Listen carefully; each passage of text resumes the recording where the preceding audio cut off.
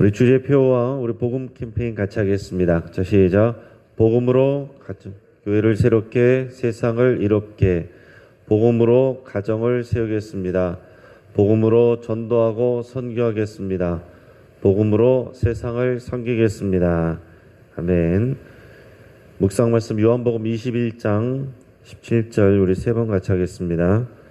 세 번째 이르시되 요한의 아들 시몬아 내가 나를 사랑하느냐 하시니 주께서 세 번째 내가 나를 사랑하느냐 하심으로 베드로가 근심하여 이르되 주님 모든 것을 아시오매 내가 주님을 사랑하는 줄을 주님께서 아시나이다. 예수께서 이르시되 내 양을 먹이라. 세 번째 이르시되 요한의 아들 시몬아 내가 나를 사랑하느냐 하시니 주께서 세 번째 내가 나를 사랑하느냐 하심으로 베드로가 근심하여 이르되 주님 모든 것을 아시오매 내가 주님을 사랑하는 줄을 주님께서 아시나이다. 예수께서 이르시되 내 양을 먹이라. 세 번째 이르시되 요한의 아들 시몬아 내가 나를 사랑하느냐 하시니 주께서 세 번째 내가 나를 사랑하느냐 하심으로 베드로가 근심하여 이르되 주님 모든 것을 아시오매 내가 주님을 사랑하는 줄을 주님께서 아시나이다. 예수께서 이르시되 내 양을 먹이라. 아멘. 하나님께서 오늘 우리에게 주시는 말씀은 시편 80편 1절에서 19절까지의 말씀입니다. 저 오늘 본문을 통해서 고난당할 때의 기도라는 제목으로 말씀의 은혜를 함께 나누겠습니다. 여러분, 우리 인생에는 여러 가지 고난이 옵니다. 이 세상에 어떤 사람도 고난이 없는 사람은 없습니다. 단지 고난을 대하는 태도가 다를 뿐입니다. 어떤 사람은 고난에 대해서 이해하지 못하고 또 인정하지 못하고 또 받아들이지 못해서 적응하지 못하는 사람이 있습니다. 그래서 남을 원망하기도 하고 도움의 손길을 찾아 헤매기도 합니다. 또 낙심하고 자포자기하는 경우들도 있습니다. 반대로 어떤 이들은 고난의 상황에서도 희망을 찾고 그 상황을 타개할 방법을 찾는 경우들도 있습니다. 고난은 우리가 힘들고 고통스러워하는 그런 상황들을 모두 아우르는 표현입니다. 하지만 그 고난 중에는 원인에 따라서 다양한 종류로 나눌 수 있습니다. 자, 먼저는 천재지변처럼 누가 책임질 수 있는 것과는 상관이 없는 누구나 당할 수 있는 그런 종류의 고난이 있어요. 가뭄이나 태풍이나 폭우나 지진 등으로 인해서 피해를 입거나 고통받는 경우가 그렇습니다. 이것은 개인의 죄와는 크게 상관없는 경우들이 대부분입니다. 물론 성경에 보면 하나님의 백성들이 범죄할 때 하나님이 주시는 징계의 성격으로서의 천재지변도 있습니다. 그러나 아무튼 이런 천재지변 같은 이런 고난은 누구라도 당할 수 있는 그런 고통입니다. 또 하나는 생애 주기에 따른 어려움이 있을 수 있습니다.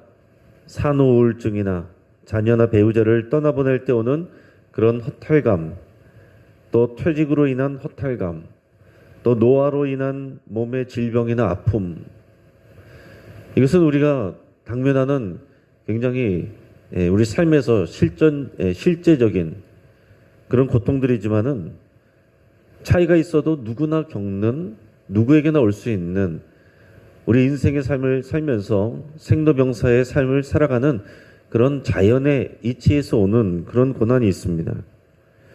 또 하나는 타인의 죄로 인해서 오는 고난들이 있어요. 지금 우크라이나 백성들처럼 자신들의 의지와 상관없이 다른 국가의 이런 악한 지도자의 잘못된 생각과 결정으로 인해서 전쟁의 고통을 겪는 경우들을 보면 타인의 죄로 인한 일방적인 고난이죠. 또 가깝게는 우리 개인적으로 우리 강도를 당하거나 사기를 당하거나 길을 가다가 묻지마 폭행을 당할 수도 있습니다. 전적으로 나와 상관이 없을 수 있는, 나의 죄와는 상관이 없을 수 있는 그런 고통입니다.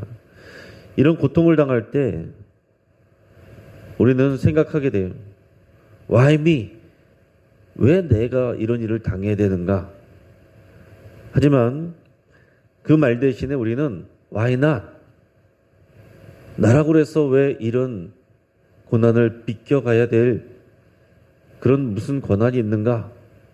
내가 아니어야 될 이유가 있는가? 우리가 이 질문을 던져야 이 고통을 감당할 수 있습니다. 여러분, 이것은 믿음이 없는 사람도 이런 정신 상태로 이겨내는, 극복하는 경우들이 있어요. 당연히 우리는 살아계신 하나님을 믿을 때 Why me에서 더 나가서는 Why not? 우리도 이 믿음의 고백을 할 수 있어야 된다는 겁니다. 또 마지막으로는 나의 죄 또는 우리 공동체로 인한 죄에 대한 결과로서 당하는 고난이 있습니다.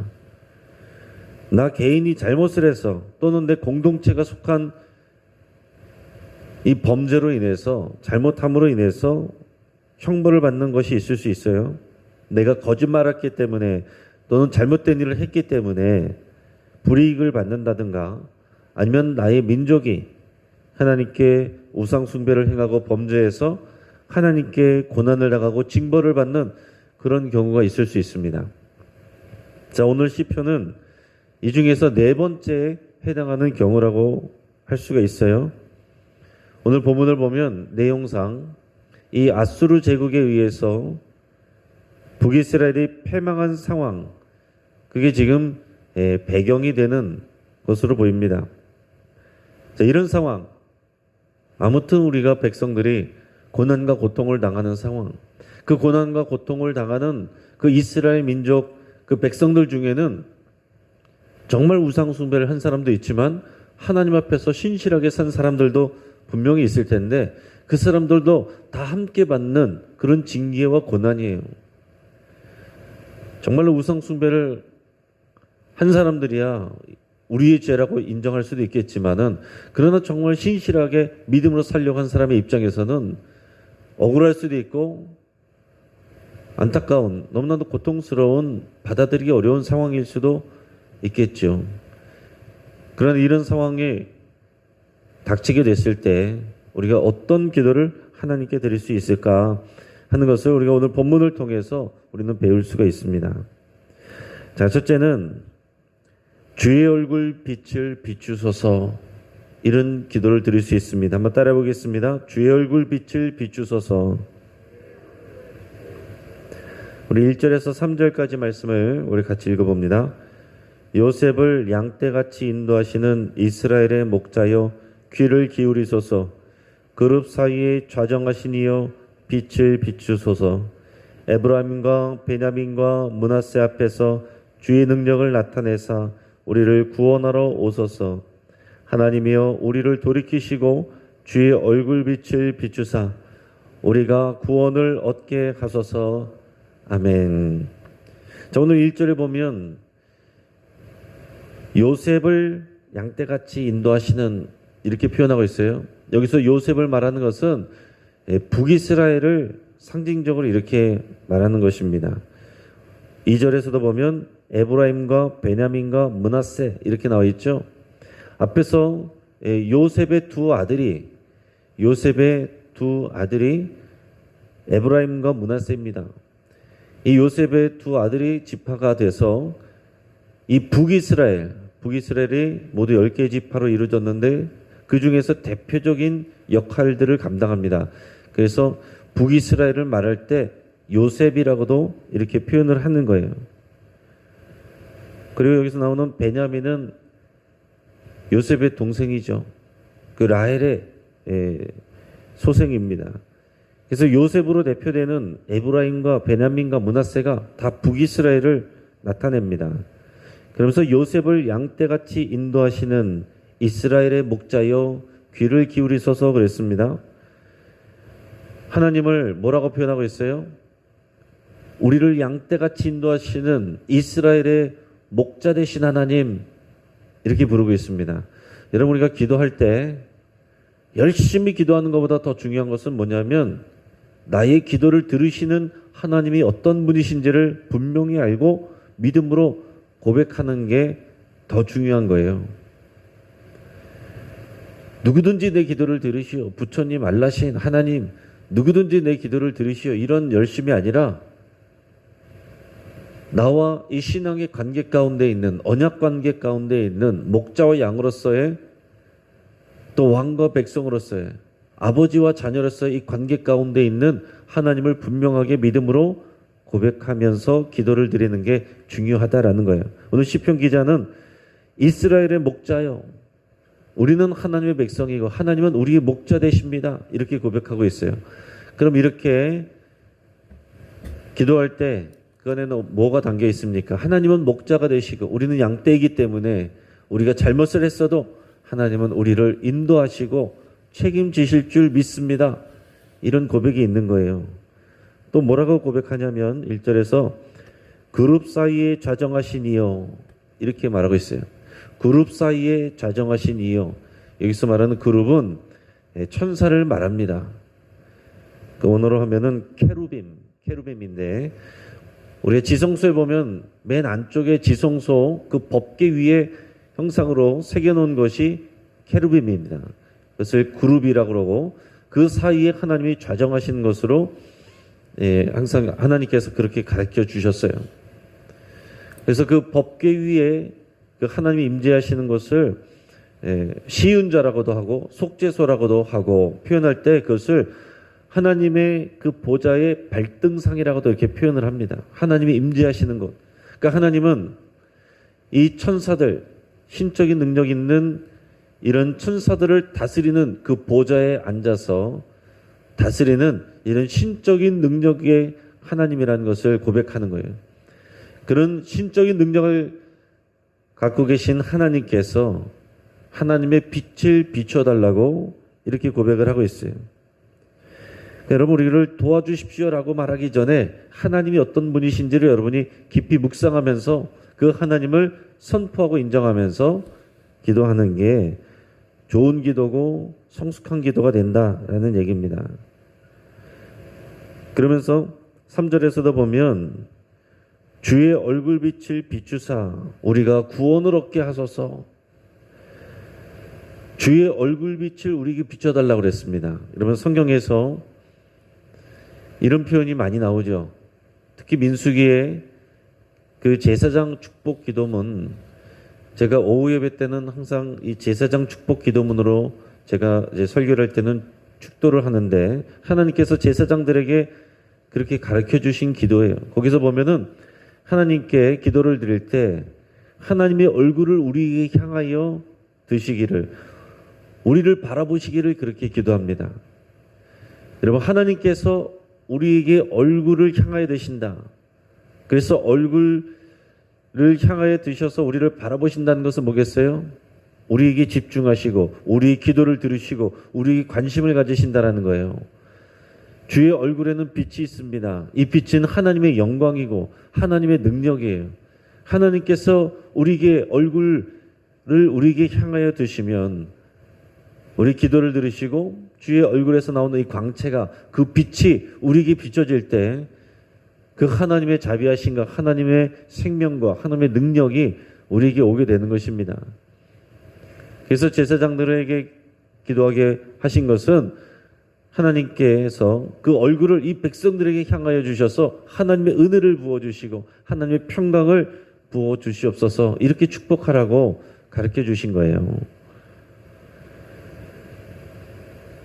지금 시편 기자는 그런 제사장적인 마음으로 이 백성에게 주의 얼굴빛을 향하여 주셔서 우리를 구원하여 주옵소서, 하나님이 우리를 바라보시면, 하나님이 작정하시면 하나님이 우리를 구원하실 줄 믿습니다. 이 고백이 이 안에 담겨 있는 것입니다. 그래서 우리는 고난당할 때 주의 얼굴을 구해야 되는 거예요.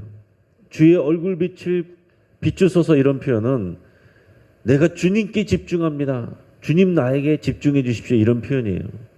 그러니까 우리가 하나님께서 주의 얼굴을 우리에게 향하여 주시옵소서라고 기도하려면 우리가 먼저 하나님께 집중해야 되는 거죠. 고난이 올 때 우리가 하나님께 집중해야 되는 시간입니다.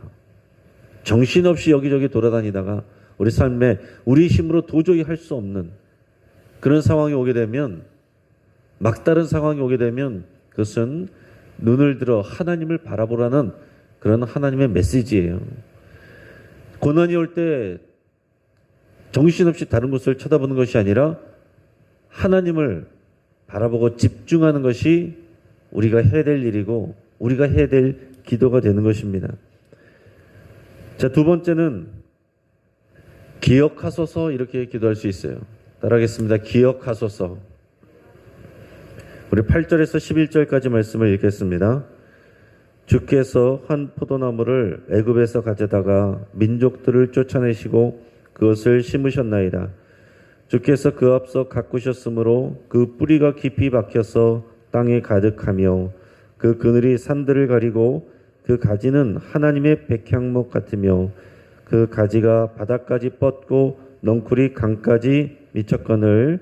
아멘. 자, 여기서 시편 기자가 기도하는 것은 하나님께서 이스라엘 민족에게, 우리에게 행하신 일들을 하나님 기억해 주십시오, 이렇게 기도하는 거예요. 지금 우리가 읽은 이 말씀은 이스라엘에게 행하신 하나님의 역사들을 자기가 지금 다시 말씀을 드리는 것입니다. 하나님 기억하시지요? 하나님께서 우리에게 이렇게 행하시지 않았습니까? 이렇게 행하신 하나님께서 우리를 향한 하나님의 계획을 가지고 선하게 인도하시지 않았습니까? 그 계획을 계속하여 우리에게 행하여 주시고 인도하여 주옵소서. 우리를 향한 하나님의 그 계획과 하나님의 마음을 다시 기억해 주십시오. 이런 마음으로 지금 기도를 하는 거예요. 여기서 한 포도나무는 이스라엘을 의미합니다. 그래서 지금 시적으로 지금 표현을 하고 있습니다. 보통 이스라엘을 포도나무 또는 무화과 나무, 더 나아가서는 또 감람나무, 이렇게 표현을 많이 하죠. 저는 8절에서 보면 하나님께서 이 한 포도나무를 애굽에서 가져다가 출애굽 사건을 말하죠. 민족들을 쫓아내시고 그것을 심으셨나이다. 이 가나안 백성들을 우상 숭배하고 악행을 저지르는 가나안 백성들을 쫓아내게 하시고 그 가나안 땅에 하나님께서 심으셨다라는 것을 지금 시적으로 이렇게 표현하고 있습니다. 자, 하나님께서 우리를 애굽에서 건져내어 이 약속의 땅으로 인도하셔서 이곳에 정착하게 하시지 않았습니까? 9절에 보면 주께서 그 앞서 가꾸셨으므로 그 뿌리가 깊이 박혀서 땅에 가득하며, 하나님께서 우리에게 이 땅을 주시고 이 기업을 주시고 우리가 정착하게 해서 뿌리가 깊게 하셨습니다. 이런 표현이에요. 10절에서 그 그늘이 산들을 가리고 그 가지는 하나님의 백향목 같으며, 포도나무 가지를 심었는데 가지가 산들을 가릴 정도로 뻗었다. 그 가지가 하나님의 백향목처럼 튼튼하고 아름답다, 이렇게 표현합니다. 그래서 이 백성을, 우리 민족을 하나님께서 번성하게 하시고 하나님께서 복 주셨습니다, 이런 표현이죠. 구체적으로는 이 다윗 왕조의 그 영광을 지금 생각하면서 이런 표현을 하는 거예요. 이스라엘에게 있어서, 전체 이스라엘에게 있어서 가장 하나님의 영광을 받고 또 하나님께서 강력하게 했을 때가 다윗 왕 때입니다. 하나님께서 그 다윗 왕을 복 주셨기 때문에 그의 아들 솔로몬에게까지 풍성한 은혜를 부어주셨던 거예요. 그래서 이 솔로몬 때는 그 이름의 명성이 여러 나라와 민족들에게 알려져서 이 이디오피아 여왕도 그의 지혜를 듣기 위해서 찾아오는 그런 역사들도 있잖아요. 그때가, 그 다윗 왕 때, 또 솔로몬으로 이어지는 그때가 하나님의 영광을 부어주시는 이스라엘의 가장 찬란할 때이고, 그때를 이렇게 시적으로 표현하면서 하나님께서 이 포도나무를 심으셨는데 그 가지가 산들을 덮을 정도로, 온 세상을 덮을 정도로 그 영광이 뻗어나가게 하시고 또 튼튼하게 이 백향목처럼 이 왕권을 튼튼하게 하시지 않았습니까? 이런 표현이에요. 더 나가서 11절에 그 가지가 바닥까지 뻗고 넝쿨이 강까지 미쳤다. 그러니까 하나님께서 그렇게 우리를 사랑하시고 하나님께서 복 주시지 않았습니까? 하나님 기억해 주십시오.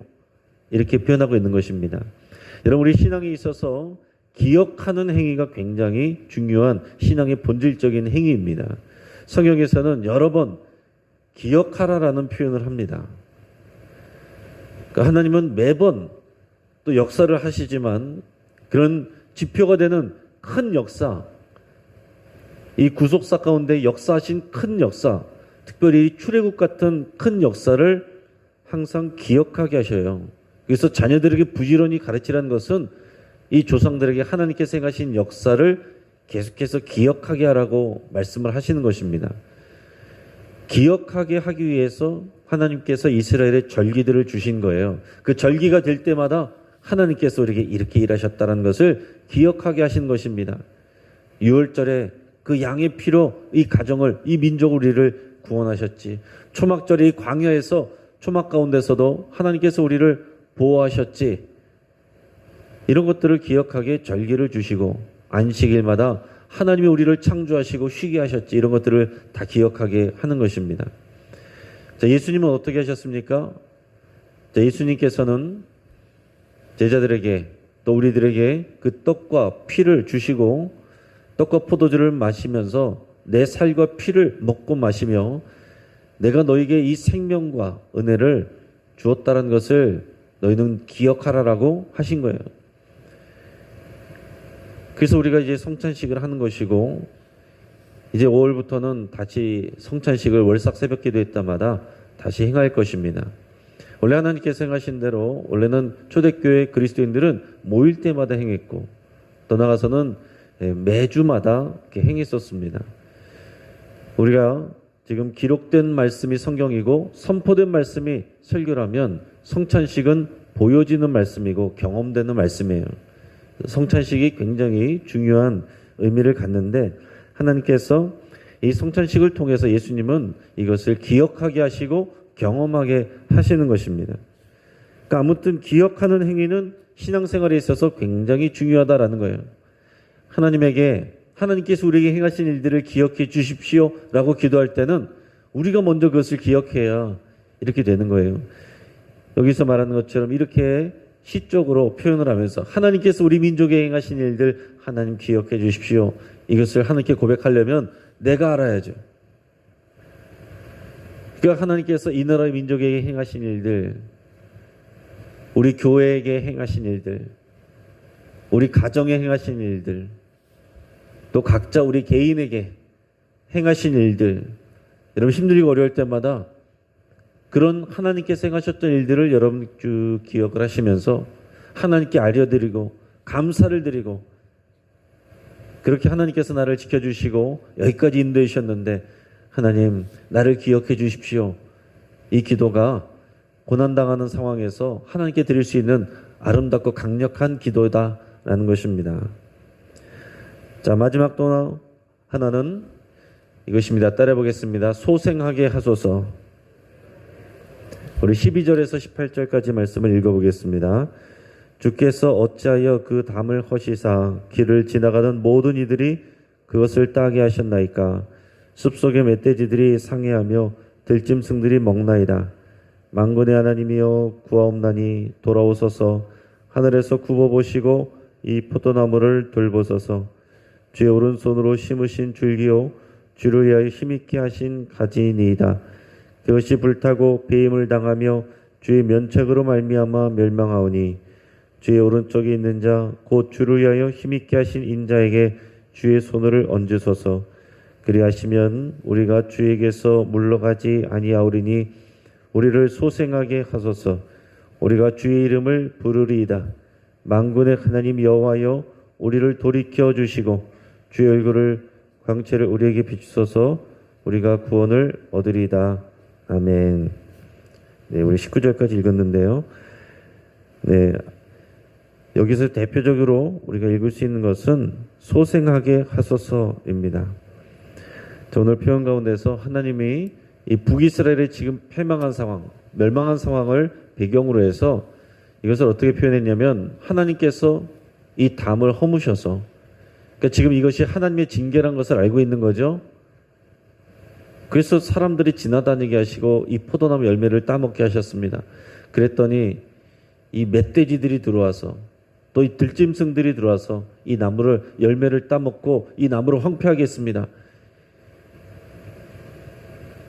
그게 무슨 얘기입니까? 이 아수르 제국이 와서 이 성을 허물고 성전을 더럽히고 백성들을 잡아가고 흩어버리는 이런 고난과 고통 상황 가운데 우리가 있게 됐습니다. 이런 표현이에요. 그러면서 14절에서는 여호와 하나님을 이제 만군의 하나님 이렇게 표현합니다. 만군의 하나님이라고 부를 때는 항상 뭐가 있어요? 이 싸움에 능하신 왕 되신 하나님 이런 표현이에요.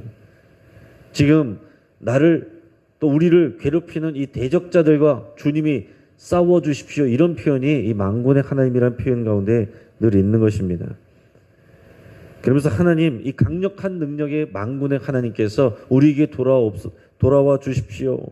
하나님이 떠나면 우리가 망하는 것이고 하나님이 돌아오면 우리가 소생하는 것입니다. 이 믿음의 고백이 있는 거예요. 18절에서 하나님께서 북이스라엘을 소생하게 해달라고 지금 기도하고 있어요. 우리를 소생하게 하소서. 여러분 우리 하나님은 소생하게 하시는 하나님이십니다. 이 믿음이 우리에게 있어야 되는 거예요. 아무것도 없는 곳에서 하나님께서 세상을 창조하셨고 그리고 이 자연으로 하여금 하나님의 능력이 깃들어 있어서 우리는 매년마다 지금 이 봄에 다 죽어있던 것들이 이파리가 나오고 또 모든 자연 만물들이 소생하는 것을 바라보면서 우리가 그렇게 늘 노래하지 않습니까? 참 볼 때마다 얼마나 신기한지 몰라요. 다 죽은 것 같은 그런 나뭇가지에서 또 잘려나간 나뭇가지에서 또 이렇게 새싹이 나오고 또 어느 사이 이 길을 가다 보면은 다 이제 초록색으로 다 바뀐 것을 보면 얼마나 놀랍고 감사하고 신기한지 모릅니다. 그러면서 우리는 늘 고백하게 된 것은 소생하게 하시는 하나님. 목자 되신 하나님께서는 우리가 넘어질 때마다 다시 소생케 하시는 하나님이십니다. 일으켜 주시고 회복케 하시는 하나님. 더 나아가서는 예수 그리스도 십자가에서 죽으셨을 때 그것이 끝이 아니라 소생케 하시는 하나님이 부활 생명을 주셨죠. 그것이 우리를 향한 하나님의 선물입니다. 우리가 그 부활 소망과 그 생명과 능력을 약속받은 사람들이고 우리 삶 가운데 매일매일 우리는 이것을 경험합니다. 아침에 여러분 새벽에 눈을 뜰 때마다 하나님께서 우리에게 새로운 생명을 소생하게 하신 거예요. 우리는 날마다 그것을 경험하는 것입니다. 그러면서 부활의 하나님, 그 부활의 생명, 부활의 소망을 주신 하나님을 여러분 우리 날마다 우리 마음속에서 새길 수 있기를 바랍니다. 부활을 통해서 모든 사람에게 믿는 증거를 주신 하나님께서 우리가 날마다 이 부활의 하나님, 부활의 능력, 부활의 주님 이것을 통해서 기억하게 하신 것은 소생하게 하시는 하나님이시고 이 절망 가운데 낙심하고 있는 것 가운데 끝난 것 가운데 우리가 해야 될 기도는 하나님 만군의 하나님께서 우리에게 돌아오셔서 우리를 소생하게 하소서 이 기도인 줄을 믿습니다. 여러분 이 세 가지 기도 주의 얼굴빛을 비추소서 또 기억하소서 소생하게 하소서 이 믿음의 고백이 우리에게 어려운 상황 가운데 있을 때마다 우리 속에서부터 올려나오는 믿음의 기도가 되기를 주의 이름으로 축복합니다. 같이 한번 기도하겠습니다. 우리 말씀을 붙잡고 함께 기도할 때 하나님께서 지금까지 우리 인생을 지키시고 인도하여 주신 것을 여러분 되짚어 보면서 하나님 앞에 감사드릴 수 있길 바랍니다. 지금 우리가 힘들고 어려울 때 막혀 있는 것 같을 때 지금 상황만 보는 것이 아니라 지금까지 우리를 지켜주시고 살려주시고 은혜 베푸신 그 하나님을 기억하는 것부터가 하나님의 역사가 일어나는 시작입니다. 지금 우리가 당하고 있는 여러 가지 고난의 상황이 있다면 그것을 하나님께 아뢰어드리기를 바랍니다. 하나님께 말씀하시고 이 고난의 상황 가운데 하나님이 책임져 달라고 여러분 그렇게 기도할 수 있길 바랍니다. 하나님께서 모든 것을 고치시고 하나님께서 소생케 해주시기를 여러분 간절히 기도하시면서 하나님의 뜻이 이루어지도록 여러분 간절히 기도하겠습니다. 또 우리 가정을 위해서 기도할 때 조지컬러 가정 예배를 통해 우리 가정이 소생하기를 위해서 여러분 같이 기도하겠습니다. 우리 금요 기도를 위해서 우리 주의 진리와 또한 성령 충만함이 부어지기를 위해서 함께 기도하시고 이 가정과 교회와 나라가 소생케 되기를 여러분 간절히 우리 함께 기도하겠습니다. 주여 한번 부르짖고 기도 제목과 여러분들의 기도 제목으로 하나님 앞에 나가겠습니다. 주여